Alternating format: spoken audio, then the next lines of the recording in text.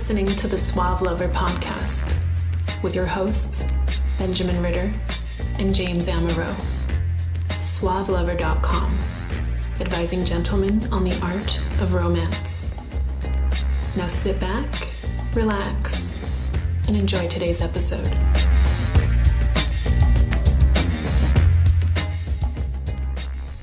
You been to any place cool lately? Well, I just got back from Vegas, which is probably, I'd say, top 5 trips that I've been on. Oh, why? Not because of the location, which Vegas is a pretty fun place for me now. This time I went with 4 girlfriends. I was able to stay with one of them in their place, and we just knew a lot of people from Chicago there. During the day, I was really productive. We got a lot of work done.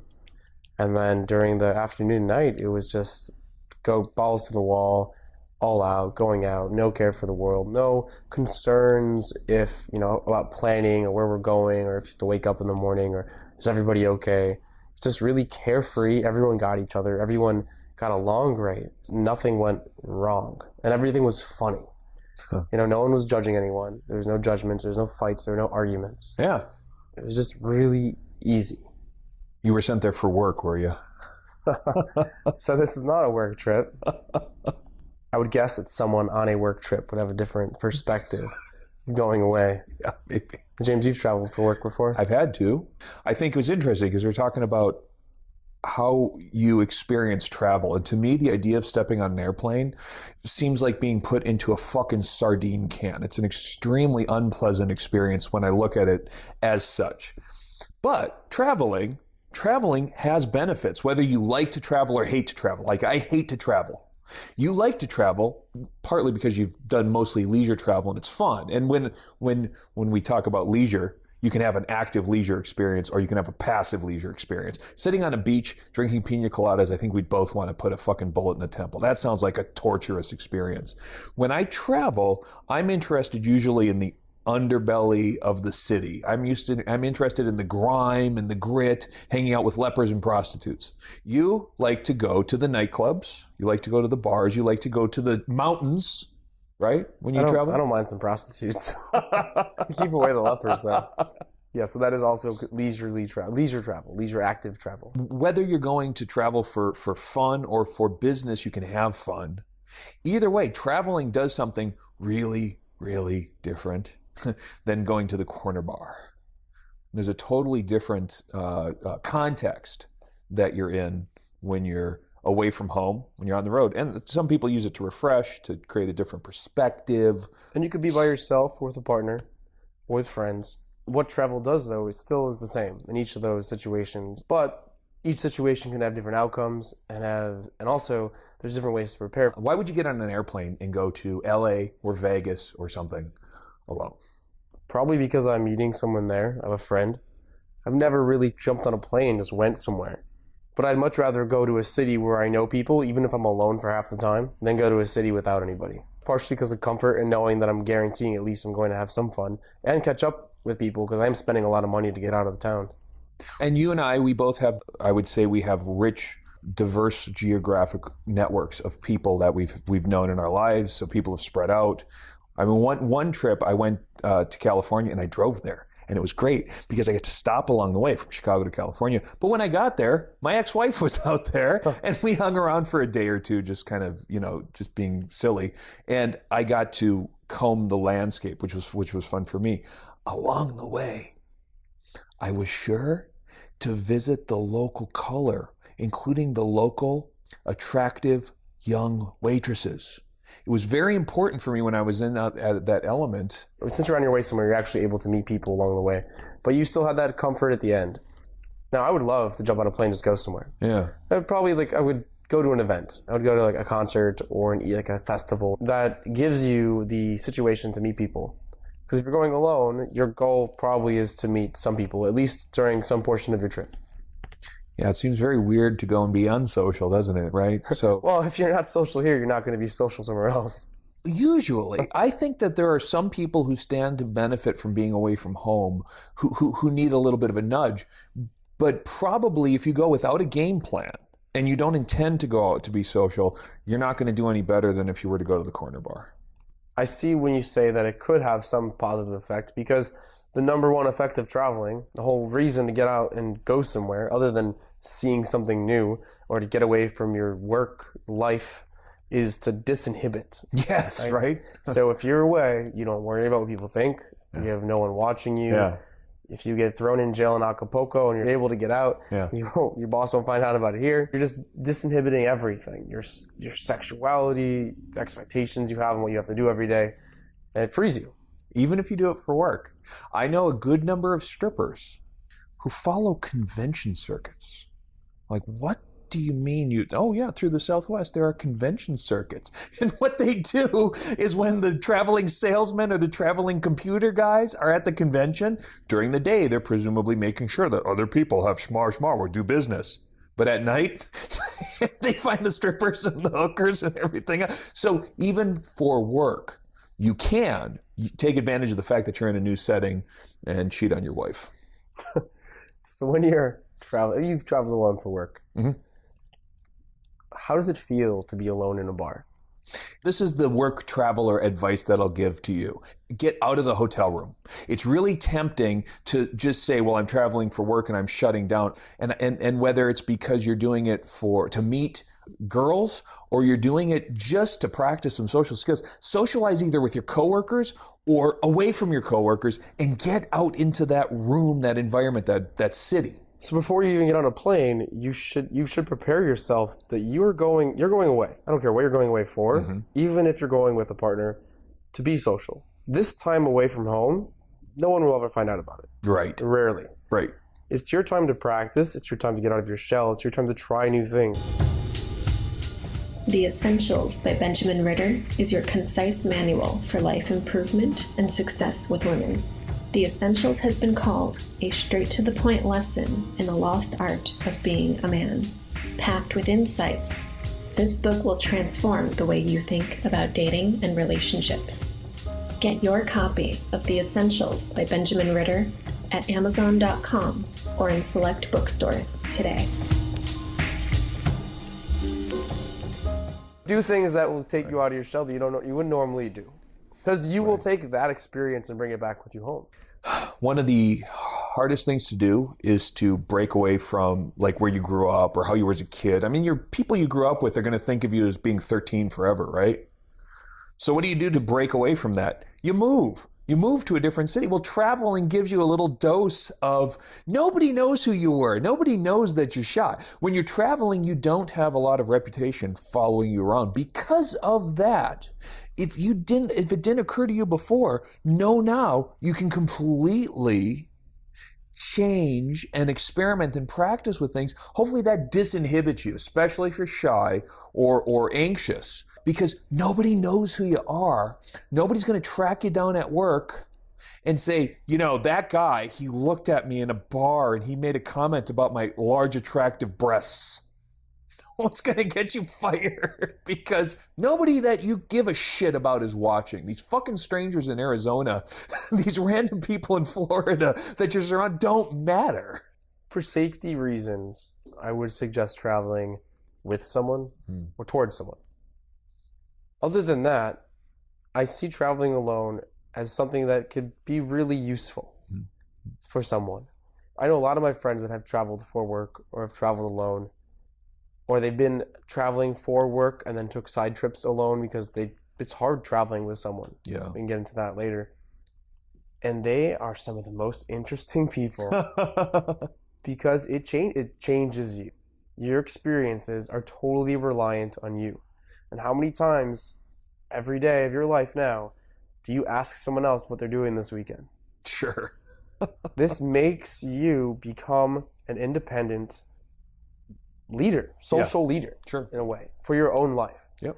And I think it's really important to at least experience that a couple times. Yep. Seek out your own entertainment. Find things that interest you. Learn to adapt yourself to the uncertainty of an environment you haven't already trodden. That's huge. That's absolutely an explorer and adventurer's mindset. But I think you could still get that from traveling with someone too. Because if I'm going to be traveling with a female, significant or non-significant, friend or lover, take the lead. There are certain things you could do when you're traveling with someone. I have found that traveling with a lover can be difficult. The stuff that I tend to like doing is very much about self-amusing and self-entertaining. And when you're traveling with someone, sometimes the burden is on you to entertain one another. That's a little bit hard for me.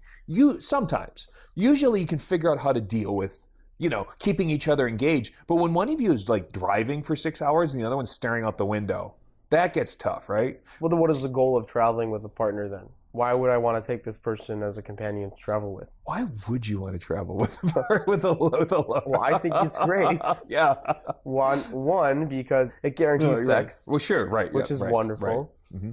It gives, if you know that you get along great with someone, why not get along great with them the entire time? Yes. You both enjoy the same things.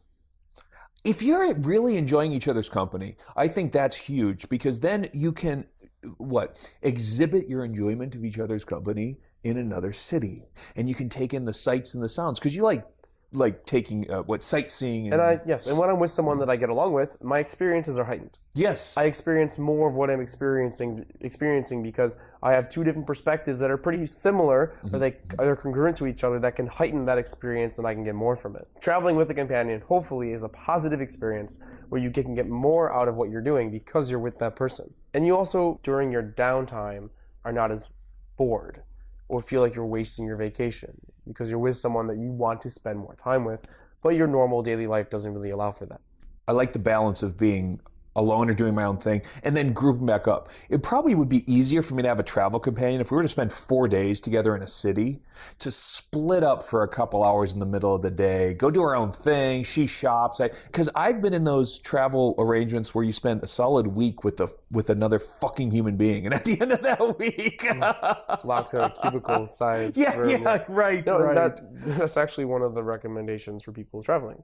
And obviously, the first one is, are you sure you want to go away with this person? Yeah, sure. And also, how do you even know that? What are some traits that help you know you can travel with somebody? I have a couple that I think are very good predictors. Can you be together in silence? That's really, really important. If you can't let nothing happen comfortably, you're probably going to run out of things to say while you're traveling, and you're gonna struggle to entertain each other. That's a huge indicator of comfort and familiarity, is that you can just let things be. And you look at what causes stress in your relationship. This person, what causes a fight between that person? Is it that you left the peanut butter out of the fridge? Right. Or is it that this girl texted you, or you were 5 minutes late on something? Right. So what's probably gonna happen when you're on vacation? All of that comes at you in a lot of full shit. force. Yeah, some shit's going to happen. So what things set them off? Are those things going to happen more on vacation? Right. And can they deal with them, and how do you deal with them? What I think is, can you eat with them at dinner and not get annoyed? Can you go out to a bar and they don't grimace at the idea of paying for a round of drinks? Yeah, right. So are they okay with money? Do they have little quirks that you can't stand? And if you don't know the answers to these questions, you should find out. Yeah, you should not be traveling with this person. Maybe it's just the change of sleeping arrangement or something like that. I love being in a hotel, motel with a girl that I'm into. The only time I've videotaped myself that I can recall having sex has been in a hotel room, a motel room, in a different room. I've never videotaped myself around the house. So something about that is just more erotic. There's something more fun and exciting, I think, about the change of scenery when I'm with a lover. How to Start a Kinky Relationship by James Amaro is the definitive guide to successful alternative romantic relationships. The book has been called 50 Shades of Grey for real people. Educational, informative, and irreverent. This book has something to offer anyone who is curious and sexually adventurous. Get your copy of How to Start a Kinky Relationship by James Amaro at Amazon.com or in select bookstores today. What creates variety? Yeah. And sexual interest increases with sexual variety. That's actually the Coolidge effect. Lack of sexual variety decreases sexual desire. Mm-hmm. So you would imagine increasing sexual variety increases sexual desire. And that doesn't matter if it's your partner or the fucking bed you're sleeping in, or what they're wearing, or your environment. You're getting away from the stress of life. Your sex drive is going to increase as well, which is why I enjoy traveling with a partner, significant or non-significant. Do I want to go to their... And I'm not talking about their parents' house in Omaha, Nebraska. Right. We're talking about... That's obligatory. Right. Yeah. That's not what we're talking about. We're not talking about obligatory travel. Right. Screening the person that you're going away with first, knowing who you're going away with first, ensures that at least you're going to have a good time with them. Yeah. But you still have to plan a little bit about your activities. You have to know what you're getting yourself into and make sure that you have enough money to do all those things. I got a buddy who's got plenty of cash. He has no problem. He loves to get away. And he finds girls who are just travel companions. So he'll meet a girl. 2 weeks later, he wants to go to Jamaica. He invites her along. Here's the problem. This guy believes that taking her there, that footing the bill and all that will get him laid. Yeah. You have sex before you leave, buddy. You have sex before you leave. If you go away with a prospective girlfriend, you're only going to come back with a prospective girlfriend who wants to be a wife who didn't put out. I work with a lot of people like this. Yeah. I don't know if their stories are true or not. But I know the guys well enough to know that even though they expect it, they're not good enough to get it. Yeah. And it's really sad, a lot of guys that I know that are paying, fronting the bill. Let's imagine a world where money grew on trees and I planted a lot of them in my backyard. Sure. I really enjoyed spending time with somebody. I would pay for their trip. And I really wanted to go away. And I said, you know what? I understand what situation you're in. Cook all our meals. Go shopping for us while we're there.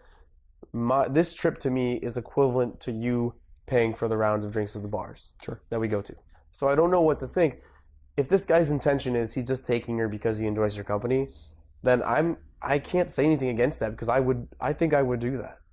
But if his intention is I'm taking her here so I can have sex with her for the first time, I just laugh. But it's hard to tell that. It's how do you know what intention the person has? His only intention is to get laid, and he's doing it wrong. Mm-hmm. And love the guy. We should never pay for someone to get laid. Right. You should never, ever, ever, ever, and one more time ever, use the prospect of a reward to try to bait someone into a behavior. If you like what she's done for you, reward her. Don't buy her a meal hoping to get lucky. Don't take her on a trip hoping to get lucky. Don't buy her jewelry hoping to get lucky. Never buy flowers for someone because you did something wrong.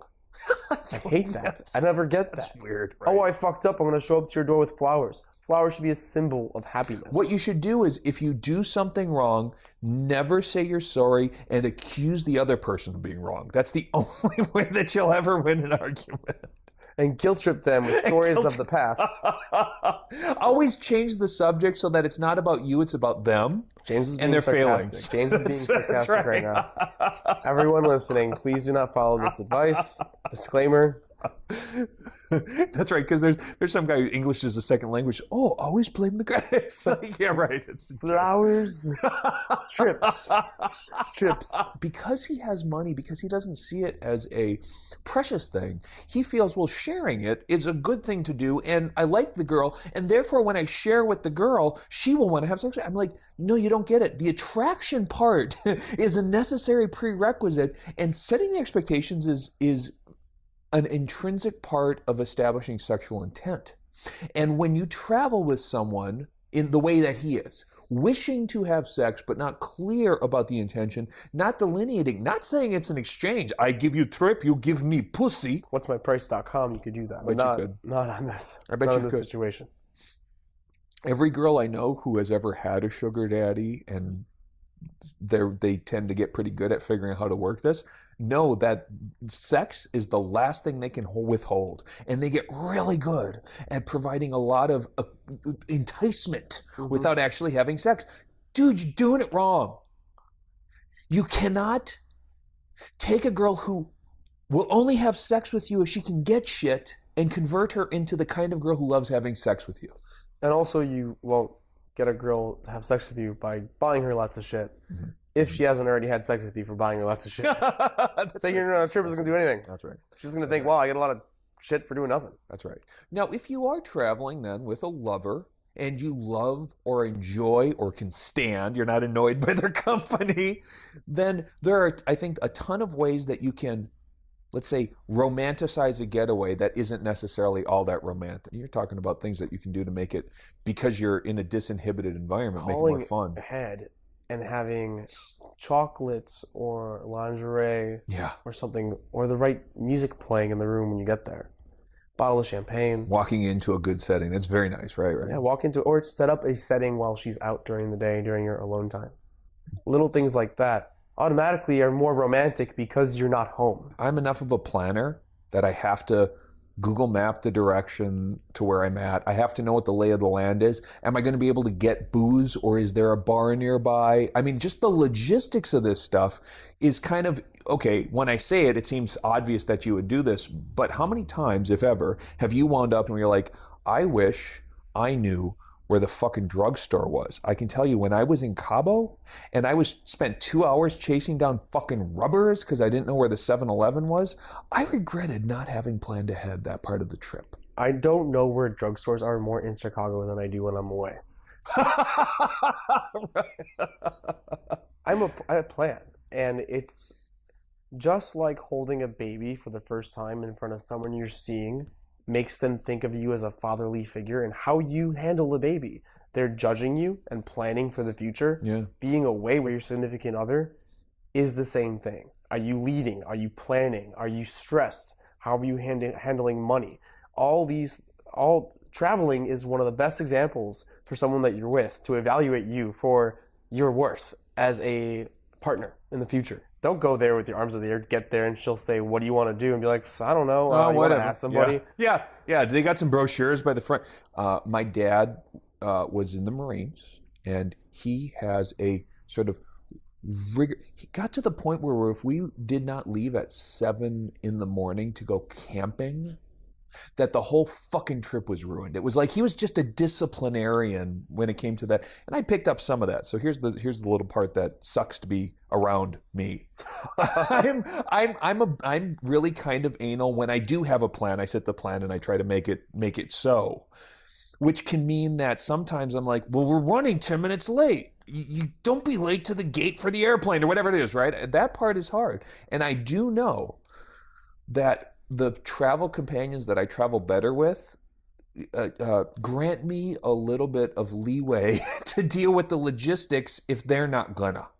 Like, I don't want you to hold my shit up, right? It's like if there's a plan. So this is one of the things I find is very complimentary. I'm much better traveling with someone who can either follow my lead or not interfere with it when I do try to take initiative, because I will, at some point, I'll just give up. But like, if you fuck up every plan, and then I don't care, right? And so I found that to be a really important part of compatibility when I've traveled. I've traveled with half a dozen very serious girlfriends for different things, whether it's been for family obligations or for kind of like for pleasure.